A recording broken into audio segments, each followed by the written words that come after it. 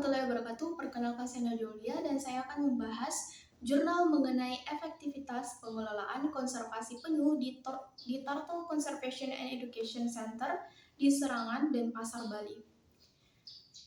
Jurnal yang berjudul Efektivitas Pengelolaan Konservasi Penyu di Turtle Conservation and Education Center Serangan, Denpasar, Bali ini adalah paper dengan volume 10 nomor 1 tahun 2021 dengan penulis Zeno Edi Etiharnino, Nyoman Yoga Parawangsa, Lutfiana Aprilianita Sari, dan juga Sulastri Arsa, yang dimuat di Journal of Marine and Coastal Science.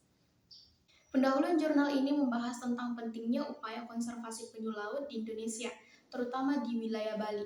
Populasi penyu laut mengalami penurunan akibat tingginya penggunaan penyu laut oleh manusia, sehingga upaya konservasi diperlukan untuk menjaga keseimbangan ekosistem laut.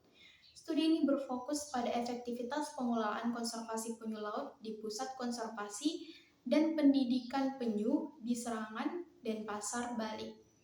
Studi yang diambil di kasus ini menggunakan metode observasi untuk mengukur keberhasilan kegiatan penetasan dan konservasi. Pendahulunya juga menjelaskan bahwa penyu laut itu memiliki laju pertumbuhan yang lambat dan membutuhkan waktu beberapa dekade untuk mencapai usia reproduksi. Mereka berimigrasi jarak jauh untuk kawin dan juga bertelur di pantai yang cocok. Nah, di pendahuluan dari jurnal ini juga menyoroti pentingnya upaya konservasi untuk mencegah kepunahan penyu laut dan membahas habitat, siklus hidup, dan konservasi penyu laut. Adapun teknik pengambilan data yang dilakukan itu meliputi yang pertama monitoring pantai, kedalaman dan diameter sarang, penetasan telur penyu, keberhasilan penetasan, dan prosedur penetasan telur penyu. Pada bagian ini menjelaskan tujuan dari studi yang dilakukan, yaitu untuk mengetahui dan menambah wawasan tentang pengelolaan dan juga pelestarian habitat penyu di Turtle Conservation and Education Center di Bali. Pengetahuan mengenai pengelolaan penyu sangat dibutuhkan demi menjaga kelestarian mangrove. Bagian ini juga menjelaskan bahwa materi studi ini mengikuti pengelolaan konservasi penyu di TCAC Serangan, Kota Denpasar, dan analisis efektivitas konservasi penyu dilakukan dari kegiatan pengelolaan dan indikator efektivitas kegiatan yang dilakukan. Indikator efektivitas kegiatan konservasi penyu itu dapat dilihat berdasarkan adanya beberapa kegiatan, yaitu seperti yang dijelaskan tadi, yaitu monitoring pantai, asal telurnya, keberhasilan penetasan, fasilitas pembesaran, pelepas liaran tukik atau yang menyangkut lokasi dan waktu, pembesaran penyu dan aktivitas pengunjung. Bagian ini juga menjelaskan teknik pengumpulan data yang digunakan dalam studi, yaitu menggunakan metode survei dengan pengamatan langsung pada lokasi studi, dan sumber data yang diambil adalah data primer dan juga data sekunder. Untuk hasil dan pembahasannya ada 10 poin yang meliputi jenis penyu. Nah, ada 6 jenis penyu yang dilindungi di Indonesia sesuai dengan perundangan pemerintah atau peraturan pemerintah nomor 7 tahun 1999 tentang pengamatan jenis tumbuhan dan satwa, serta Undang-Undang nomor 5 tahun 1990 tentang konservasi sumber daya hayati. Ada 6 penyu, yang pertama itu penyu belimbing, penyu hijau, penyu sisik, penyu tempayan, penyu lekang, dan juga penyu pipi.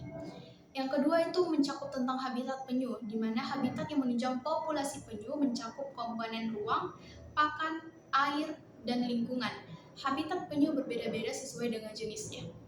Yang ketiga yaitu siklus hidup penyu. Nah, penyu ini memiliki pertumbuhan yang sangat lambat dan membutuhkan berpuluh-puluh tahun untuk mencapai usia produksi. Setelah 2-3 kali melakukan kopulasi, beberapa minggu kemudian penyu betina akan mencari daerah peneluran yang cocok sepanjang pantai yang diinginkan. Nah, pergerakan penyu ketika kembali ke laut ada yang bergerak lurus atau melalui jalan berkelok-kelok. Penyu betina akan kembali ke ruaya pakannya setelah musim peneluran berakhir dan tidak akan bertelur lagi untuk waktu 2-8 tahun mendatang.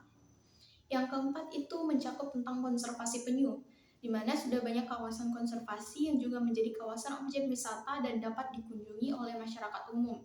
Namun, perlu diingat bahwa kita harus tetap menjaga tujuan awal dari pembangunan konservasi tersebut. Yang kelima yaitu pengamatan sarang semi alami. Pengamatan sarang semi alami dilakukan setiap hari terhadap suhu dalam sarang semi alami. Kisaran suhu pasir yang dibutuhkan untuk keberhasilan penetasan telur penyu itu berkisar antara 25 derajat hingga 35 derajat Celcius dengan suhu optimal yaitu 29 derajat Celcius. Yang keenam yaitu relokasi telur. Relokasi telur. Proses pemindahan telur penyu dilakukan pengambilan dari habitat asli dan dipindahkan pada tempat penetasan semi alami. Relokasi telur penyu berguna untuk menyelamatkan dan mengamankan telur dari predator seperti satwa liar pesisir. Kegiatan ini juga mempertinggi kemungkinan keberhasilan telur menetas. Yang ketujuh yaitu inkubasi telur. Proses inkubasi telur di sarang semi alami terjadi dalam kurun waktu 40 sampai 50 hari. Suhu sarang semi alami itu adalah 29 derajat Celcius. Lalu telur kemudian dipindahkan ke kolam beton yang nantinya akan dilepaskan ke laut. Yang kedelapan yaitu proses pemindahan tukik. Proses pemindahan tukik dilakukan setelah telur-telur yang di sarang alami menetas. Setelah telur penyu ini menetas, kemudian akan dipindahkan ke kolam beton. Tujuannya adalah untuk menghilangkan bau amis pada tukik agar predator seperti hiu ini sulit mendeteksi keberadaan dari si tukik ini. Yang kesembilan yaitu pelepasan tukik. Setelah tukik yang dibesarkan di penangkaran cukup kuat, terutama dalam menghadapi arus dan predator, maka tukik harus segera dilepas ke laut. Yang ke-10 yaitu pemeliharaan penyu.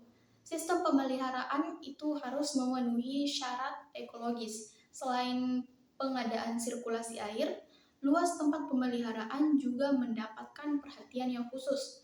Hal ini bertujuan memberikan ruang gerak yang luas bagi tukik, karena tukik ini merupakan hewan yang aktif bergerak.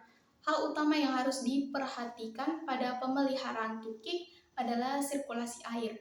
Nah, sirkulasi air ini yang teratur itu dapat menyebabkan sisa makanan dan sekresi tukik tereduksi secara terus-menerus. Selain itu, mikroorganisme penyebab penyakit kulit pada tukik menjadi tidak mudah berkembang. Kesimpulannya yaitu kawasan konservasi TCAC ini melindungi beberapa jenis penyu yang ada di Indonesia seperti penyu lekang, penyu sisik, dan penyu hijau, di mana penyu tersebut dirawat di kolam beton dan kolam rehabilitasi dalam kurun waktu yang sudah ditentukan sebelumnya, yang nantinya ini akan dilepaskan ke laut. Karakteristik penyu yang ada di TCAC ini sangat aktif kecuali penyu lekang, akibat kehilangan satu sirip sebelah kiri. Hal tersebut menyebabkan penyu lekang yang dipelihara di tempat penangkaran tersebut itu bergerak secara pasif, tidak seperti penyu-penyu lainnya. Baik, itu saja yang dapat saya sampaikan. Lebih dan kurangnya mohon dimaafkan. Wassalamualaikum warahmatullahi wabarakatuh.